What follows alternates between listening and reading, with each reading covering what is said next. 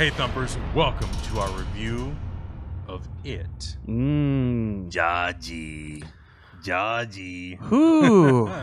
So we're gonna talk about this movie. We're gonna talk about some spoilers. So just be forewarned, we will be spoiling some things. I just really want to get into this movie because just to give you a little bit of context, I haven't seen the original miniseries of It probably maybe since like high school or so, and I haven't. And Right. I did not go back and revisit it before we did this. Or before we went to go see this movie, I kind of wanted to go in there with a fresh slate. I didn't want to read the book.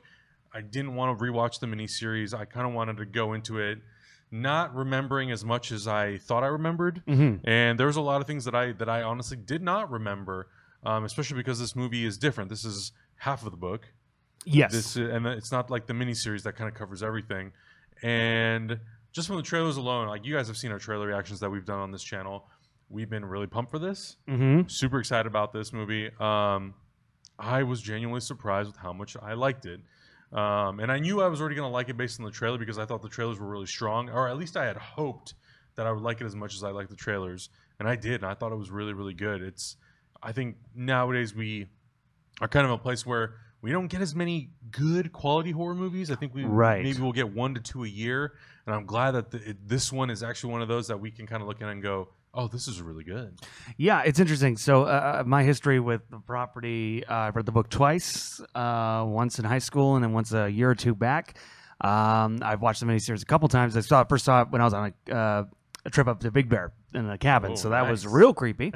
Real creepy. I've seen that miniseries a couple times. I have the Blu-ray. Parts of it hold up great. Parts of it do not. It is a TV miniseries, though, however, which is usually where I take a little bit of umbrage when people call this a remake. I don't know if you can remake something that was a TV miniseries that had commercial breaks, right? And built-in commercial breaks, like it's structured that way. It's two very different type of things. Yeah, and so it's one of the like this. So this is like the first actual It movie. Yeah, and there was also like a history going into this film being made. It was originally going to be Cary Fukunaga. Yeah, was going to be still has a writing credit. Still has writing, and I think is a executive producer on it. But for people who pay attention to movie news, it was like he's going to do it. And this is right after True Detective. He was announced, right? And people were super pumped. I was super pumped. I've loved his other movies.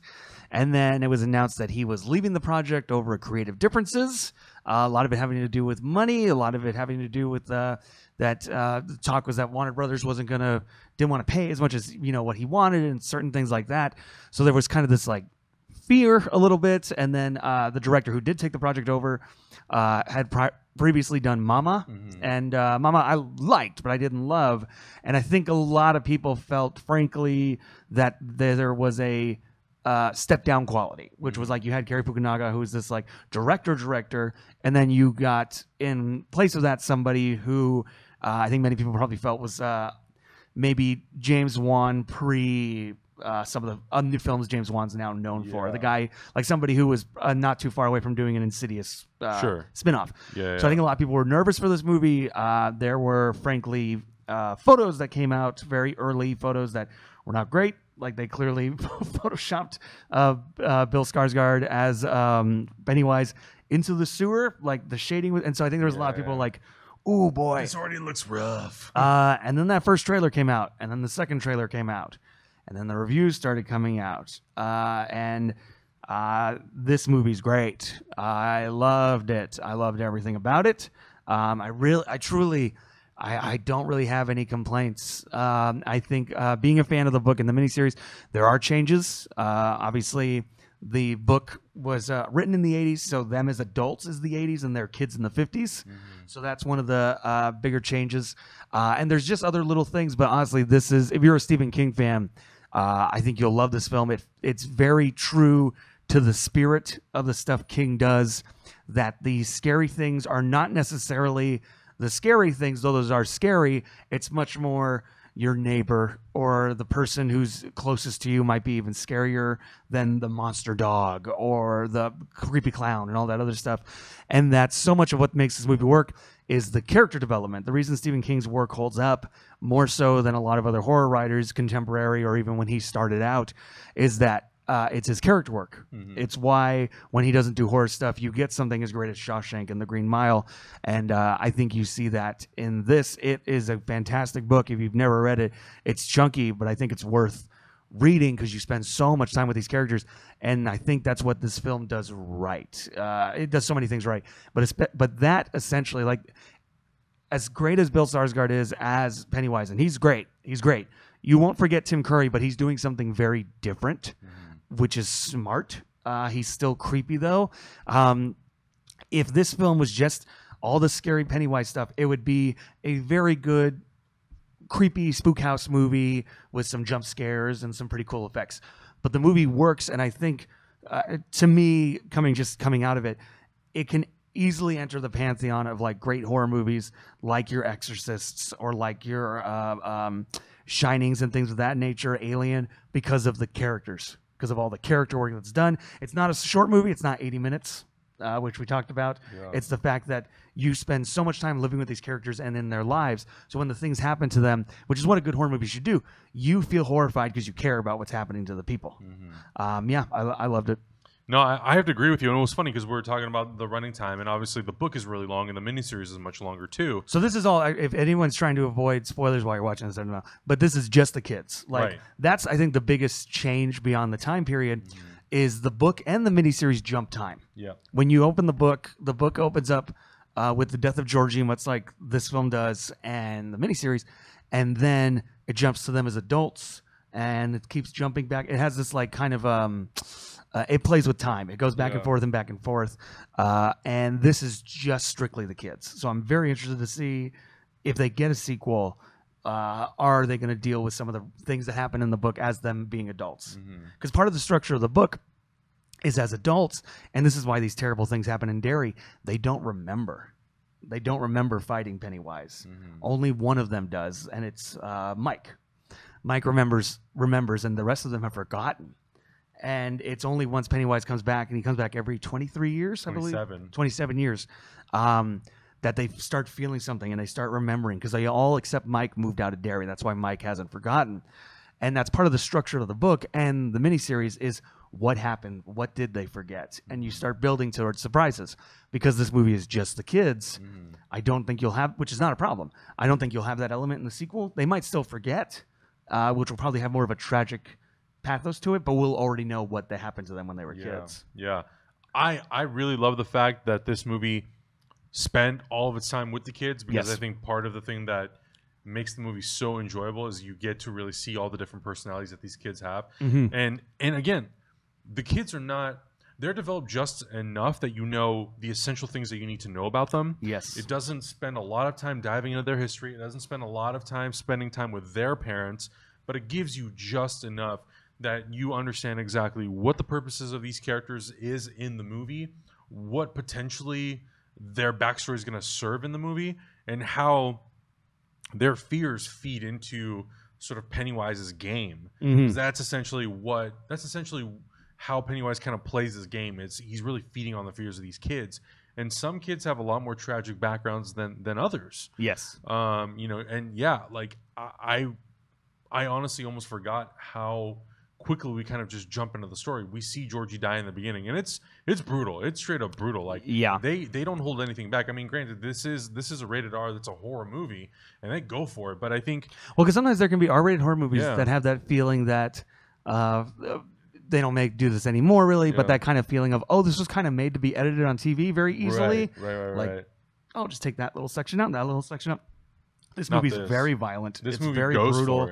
The kids curse a lot. And so this is very R-rated, and the death of Georgie is brutal. And especially, I mean, you really only get to see one real scene with Georgie and his brother, and just from that opening scene, you can immediately tell that there's, and I think that goes a lot into how well it's written based on the book, and it's also how well it's directed, and also like it's really tough usually to get kid actors to really work a lot of times, because they're kid actors.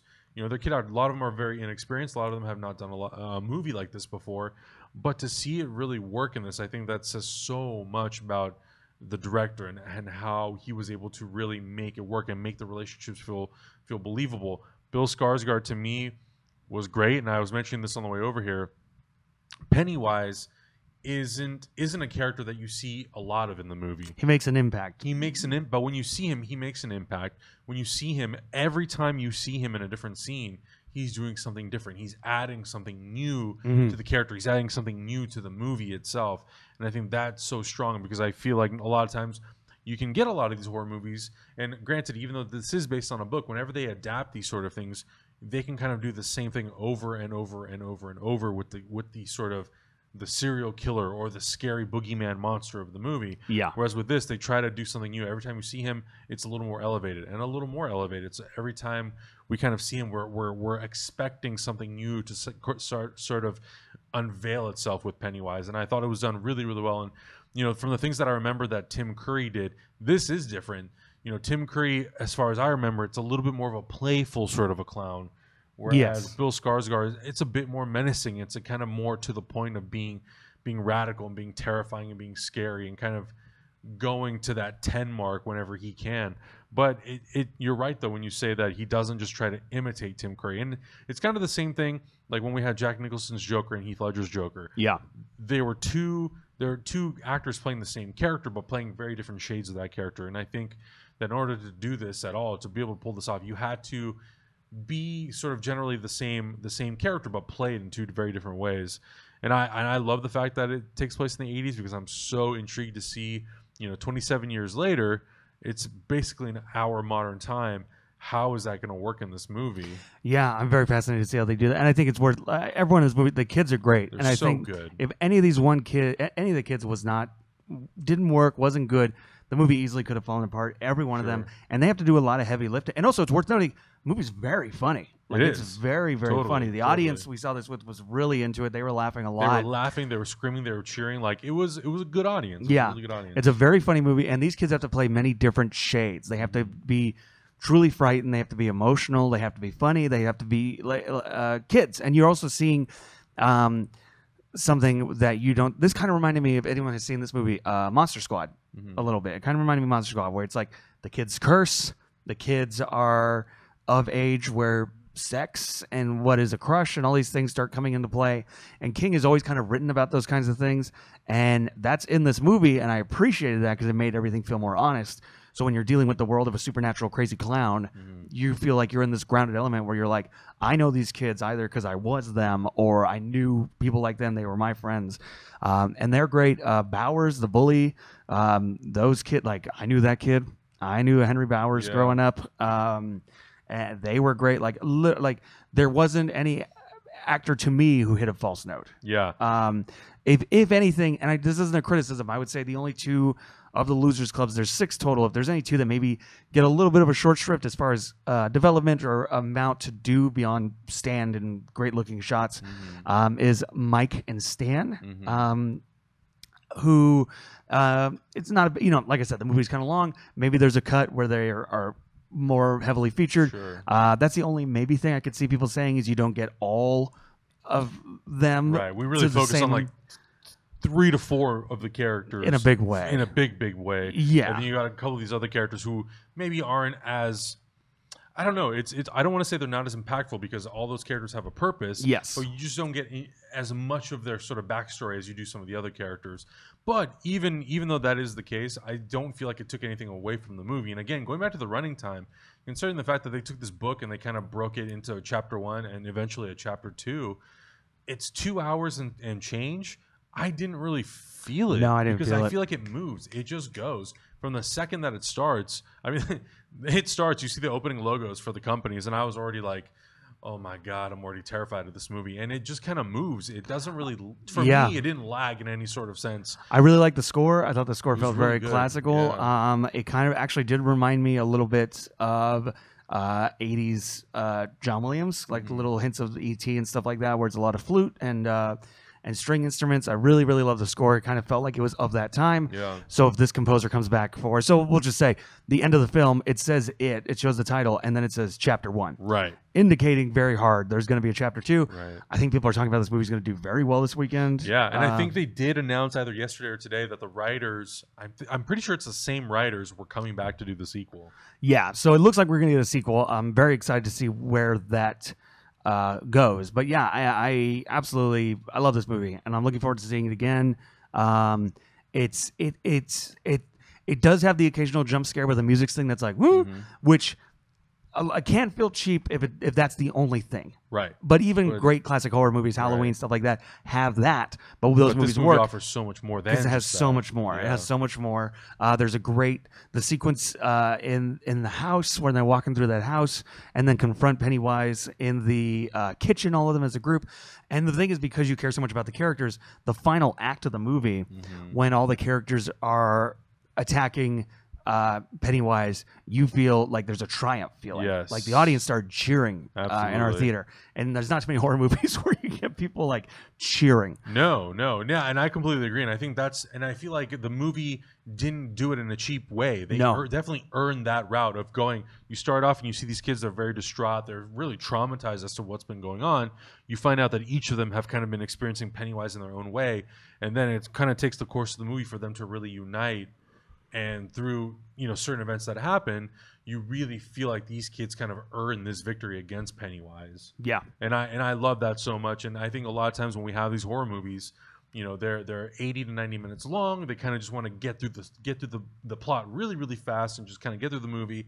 You don't really care enough about the characters to really justify sort of feeling anything for them at the end when some die and some don't. Whereas with this movie, you want all these kids to win. Anytime a kid gets hurt, you feel really bad about it. You really empathize with the characters, and I love that. And I feel like there's so many other times, and not just in horror movies, just in movies in general, we don't get that. And I love the fact that I could look at all of these characters, regardless of how many there were, and if some of them were maybe a little less developed than others, you still feel for them. And I really appreciate the fact that they recognized that and they wanted to make that a part of the movie. Yeah. And that they really wanted the audience to care about each of these characters individually, care about their backstories, and sort of how some of them have really fucked up backstories. Yeah. It's like some of them deal with abuse and all these sorts Trauma. of things. Trauma, and they really make it a part of their character. And I like the fact that there sort of is a payoff for these characters at the end where there's sort of this redemption for them. And they have to kind of overcome their fears to defeat Pennywise. And it doesn't feel cheap in any way. It really feels genuine. I mean, as the movie's playing out and we're going through all these different sequences, as a viewer, I'm even sort of kind of being more confident about facing the movie, which is at the same time trying to scare me and try to really terrify me. I will say and this is not a negative about the movie at all. I think because I played it up in my head mentally so much that I was going to be so terrified, it didn't scare me in sort of the way that I thought it was going to, but it's still very engaging, very terrifying in terms of what is being presented on the screen, and it's still a very enjoyable, really entertaining, solid, well-made movie. Yeah, it's very earnest, yes. and that's King. King is a very earnest writer. And I also appreciated that. I think, like, for me, like, you're right. Yeah, it's not the Pennywise scenes are like, oh God, but it's like for the most part, it's a mood piece. It's more of a mood. And I'll say, like, this director, I mean, previously I would have thought like he was somebody who was going to do like an Insidious 5 or a Conjuring spinoff. Right. Now, to me, this is a case of like a director really stepping up in a big bad way to the point where people can go, oh, who's this? Right. And I could see his next movie not being a horror film. Totally, absolutely. For me, like when I saw Sicario, to me, like Denis Villeneuve was that to me, and he had already done movies that were really, really good. But just for me, in terms of discoverability, seeing Sicario and going, oh my God, this director was really onto something. Yeah. And going back and watching Prisoners and seeing what he had done there, it made me that much more excited for movies like Blade Runner and any movies he does in the future. Yeah. To me, for Andy Muschietti, this is the same sort of a feeling where I'm like, this movie's so good, I really want to go back and rewatch Mama. And even though I'm more accepting of that movie maybe not being as good as it, knowing that that's the movie that came before. But for whatever he does in the future, I am much more excited. And even if it is just the sequel to it, and whatever he does beyond that, like, I'm looking forward to it, because to me this is just a solid, not even I don't even want to just classify it as just horror. Like, it is psychologically terrifying. Like, it's worth noting if you look it up on Google. It is classified, let me find this, because I was like, oh, there you go. It is classified as a drama film / thriller. and yes, it absolutely 100% has an element of horror to it, but it does have that drama, sort of a thriller thing. Like we talk about Halloween all the time. To me, Halloween, I personally don't classify it as a horror. I think of it more as a psychological thriller. And this movie definitely has a more horror element to it, but it very much is psychological. Like it will mess with you, and I think that's sort of the intent of it. It's to mess with not only the audience, but to also make you feel like you are one of those kids in the movie who's really being messed with. Yeah, because it really does some really fucked up shit with your head, but it does it in a way that it's not violent for violence sake, and it's not gory to the point that you're pulled out of it. It does just enough to make you feel uncomfortable and to make you really sympathize with these characters. Yeah. So go see this movie. Go see it in the theater. Go see it in the packed theater. Honestly, if you can. I was really happy to walk in that theater and see it as packed as it was. Yes. It was wall to wall, and like I'm sure there are people watching other movies, but really it's the only movie, the big movie that's coming out this weekend. So to walk into that theater and see so many people watching it, I'm super excited. I'm more than positive that it's going to get a sequel. We'll look at the box office on Monday, but I have a really strong feeling that it's going to do actually really, really well. And I'm glad. I'm really glad. But I'll say this too: anybody watching, if it doesn't get a sequel, this is a completed film. Yes. Yes. It does the horror movie thing of like, there is the promise of a sequel. It's still out there, but if it doesn't get one, this is a completed story. Yeah. Which that was my thing going into this was because so much of that book is about remembering childhood trauma and how to deal with childhood trauma as kind of a metaphor and all this other stuff. So I was like, man, how do you split this book in half and still tell a compelling story that still feels deeper than just crazy clown? And I think they did it. I think this is dealing more, rather than remembering and forgetting of childhood trauma, you're seeing the start of it and the ramifications that it can have and that kind of a thing. It's a completed film. So I don't want anyone to go into this thinking like, well, maybe I'll wait to see if they announce a sequel to go see it. It's not that. This is not Nick Fury doesn't come out. There's no Avengers Initiative. There's no It cinematic universe coming. That's this isn't really a movie. It's more setting up a thing. And I think that's kind of the key, right? I think if they would have gone to this movie with sort of the mindset of, well, we want to turn the book into a trilogy. No, they didn't treat it that way. They really looked at the book and they said, okay, how can we contain this in sort of a digestible sense where we don't have to make this a 4-hour movie. We can make it 2 hours, take all the necessities out of the first half of the book that deals with the kids, and really make this work as one movie. Because you're right. If they never make a sequel to this, I'm completely satisfied with where this ends. And I can kind of dream up my own sort of chapter 2 of what this movie could be. But the fact that this movie is so solid and it tells such a good story, and it really ties these characters together in such a good way, and it's well photographed. The music, like you were saying, is good. The production design is good. Everything about it is really, even the visual effects. For the most part, yes, there are moments where I'm like, that's a visual effect, but it is so obviously necessary for it to be a visual effect. And it's so well done. Like most of the movie where we see effects happening, I honestly couldn't tell you if there were enhancements done. Unless it's the obvious. Yeah, and I think because it's such a fantastical Beetlejuice kind of like thing that Pennywise can do, I'm more willing to accept it. Oh, totally. Because it's kind of a weird cartoon but it looks element. Good. Like, yes, even it does. When there are moments where he does kind of spread his mouth open, you see just all these teeth. There are moments where I'm like, okay, cool. Parts of it, yes, I know it's a visual effect, but a lot of the other parts of it, I'm like, this could easily be some sort of an animatronic or a mask or whatever. And they really sold it. They did a really good job tying in all those elements. Yep, so, 100%. I agree. I don't think we could recommend this movie enough. You should definitely go check it out. It's a really, really fun, entertaining, dramatic, tense movie. And obviously, the more people that go see it, the more sort of positive word that spreads about it, then we will most definitely see a sequel. I'm super excited, and I can't wait to see where the story goes. I don't know if I want to go and revisit that miniseries. I don't know if I want to wait until the second movie comes out because I don't want it to be so fresh in my head that I can compare it. For those watching, to not spoil anything major, there are a lot of things that are done in this movie that make me question in a good, interesting way how they're going to do certain aspects of the sequel that would be them as adults. Because I'll say there's certain characters that don't seem to make it at the end of this movie Yeah. that are major characters in the second half of that adult part of the book. So yeah. Very intriguing to see where it goes. yeah. I'm super excited. But guys, if you saw it, let us know in the comments below what you thought about it. If you read the book, how does it compare? How does the movie compare to the book, even the miniseries? What are things that they did, that they changed, that you maybe are completely on board with, and things that you would maybe hope that they wouldn't have changed? Let us know in the comments below. Make sure you guys subscribe right here, youtube.com/hyperrpg. Cameron, where can everybody find you? You can find me on twitter.com/Jurassic Alien. And you just find me at Adam Havoc on all the social medias. Thank you guys so much for watching, and we'll catch you in the next review.